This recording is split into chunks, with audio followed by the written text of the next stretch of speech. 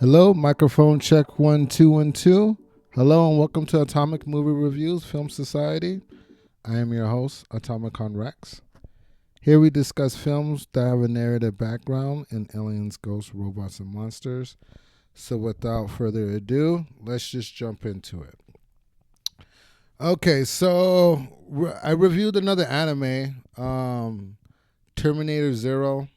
I found it on Netflix. Came out 2024. It's a pretty solid one, so let's just jump into it. My plot prediction. I didn't have a plot prediction for this one, but it's not a movie. It's a TV show. So for season 2, I think my plot prediction would be an introduction of some form of Liquid Terminator. Um, what genre was it? I would place it in the horror sci-fi. It's still this one kind of went back to its horror roots. Like there's sci-fi, of course, it's a robot, time traveling robot, but there was plenty of blood and gore in this one. Cinematography. It's anime. It's like a cell colored anime. It's pretty good.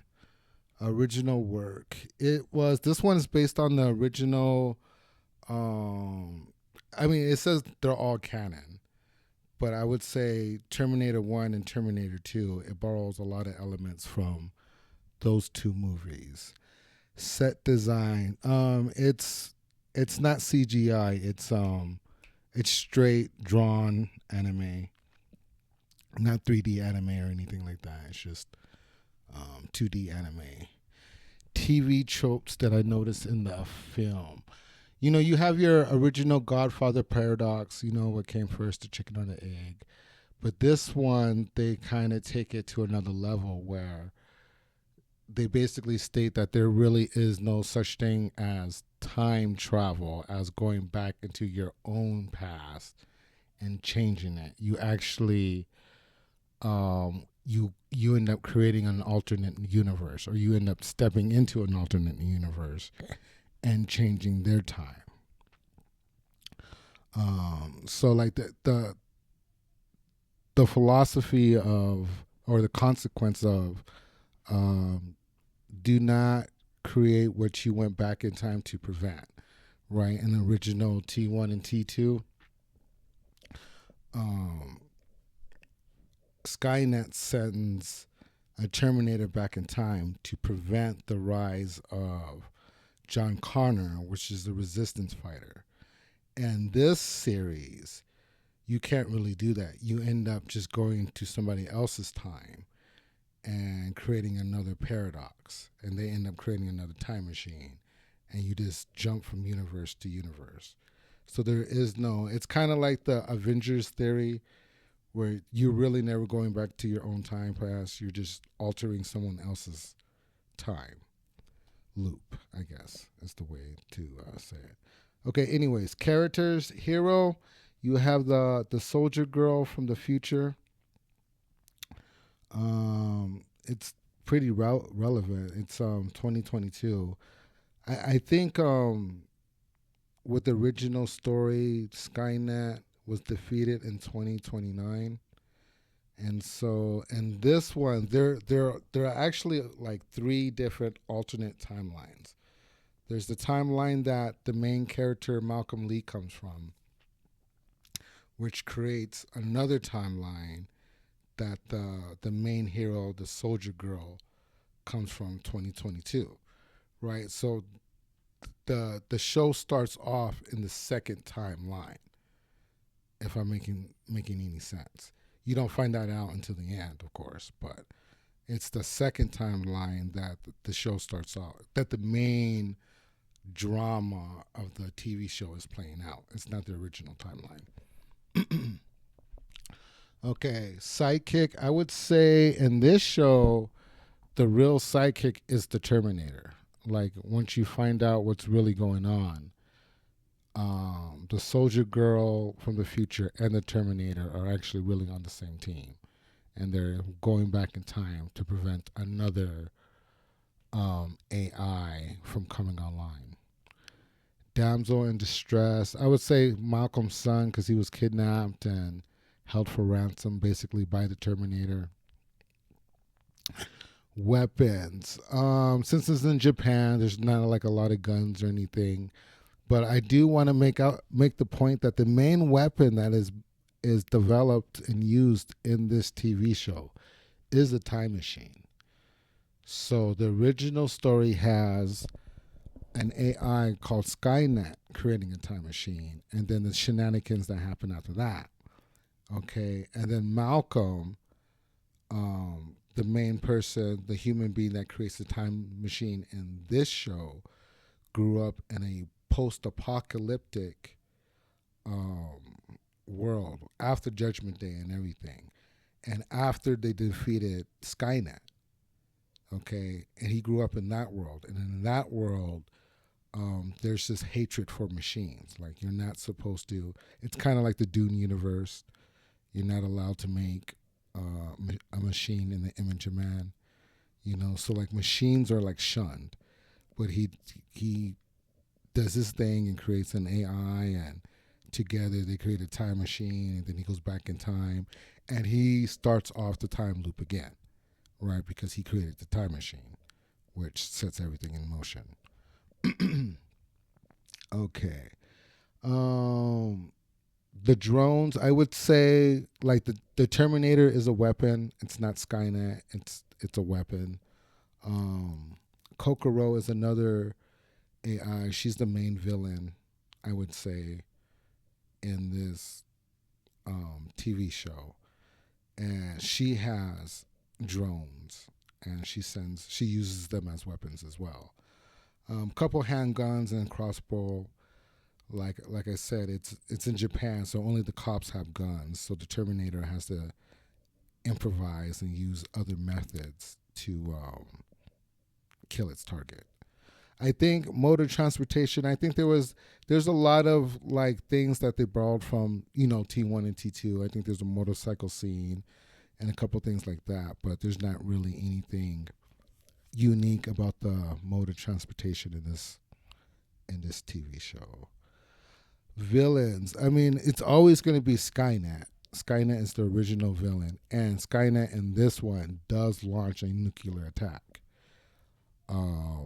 Day one of the show, I kind of like that, and where none of the Terminator movies really address that.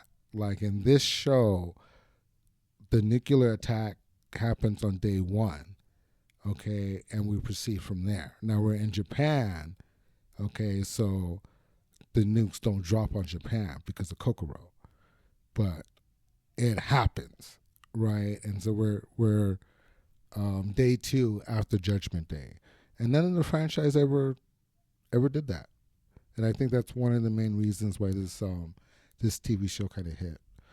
Another one is Kokoro. I get like they want to like push the whole Japanese element and make sure there's like a strong Japanese connection, but there already is. It's placed in Japan, okay, and all the characters have Japanese names. All right, so I don't know why they use Kokoro as the rival AI to Skynet in this one, and not just Legion from the original franchise, because it would have made more sense to use Legion because it's already established that it's in the universe. It's a form of AI, and since you're doing basically multiple universes and time travel now in the Terminator, you could just have Legion facing off against Skynet, and that be that. So, anyways, they use the word Kokoro, and it doesn't seem like a machine name to me. So I'm not sure why they use Kokoro. Okay, moving on. Acting, it's an animation, so I mean, I guess the voice dub is good. What was the cultural impact of the movie? Did it break any new ground?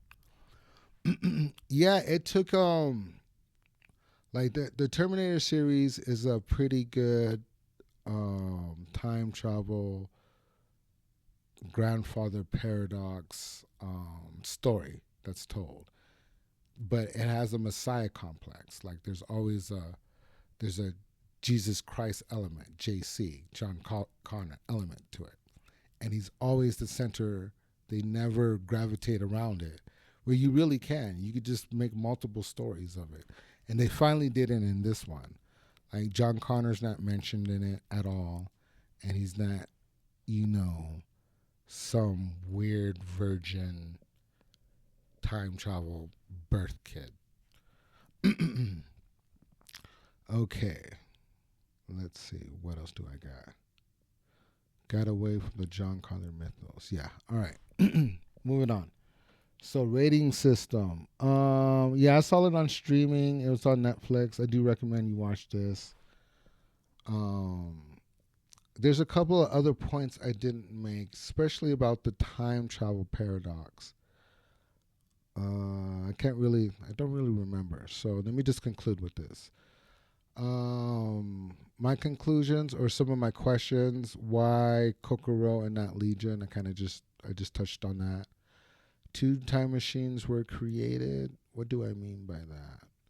Oh yeah, Malcolm Lee created a time machine. So a human being, oh I guess with the help of an AI, created a time machine. Okay, and then there's a time machine from the time that the Soldier Girl comes from, which is the time machine that Skynet created. So Malcolm Lee created a time machine, and Skynet created a time machine. And I wonder if those two time machines are like an overlap, or they're like gateways, or you know what I mean? Like the day that Skynet created the time machine is the same day that um, Malcolm Lee created a time machine, but just like 30 years into the future. Like there's just like a looper difference. I wonder if that's where they're gonna go with this. Malcolm from one future and the soldier from another. Yeah, I think that's what I meant. Kokoro, she's the Matrix. This is basically the Matrix versus Skynet. Kokoro takes over Japan like the Emperor would do, or like the what is it called in the Matrix? Is it called the Matrix? That old white dude, is he called the Matrix? Because I know there's the Oracle. He might be called the Matrix. I don't know. But that's just all Kokoro is. Kokoro is basically the Oracle in this one, and they're betting the Matrix AI machine against Skynet. And this is an alternate universe. So in this universe, Japan already has self-sufficient personal robots throughout the entire town. It's like Mega Man there. Like robots are picking up the trash. There's like robot dogs and cats. You know what I mean? Everything's artificial. It's not like that at all. But in this universe, that's the difference. Okay. All right. Well, let me sum it up. That's it. Tomicon Rex does recommend this bad boy. Talk to you guys later. Bye bye.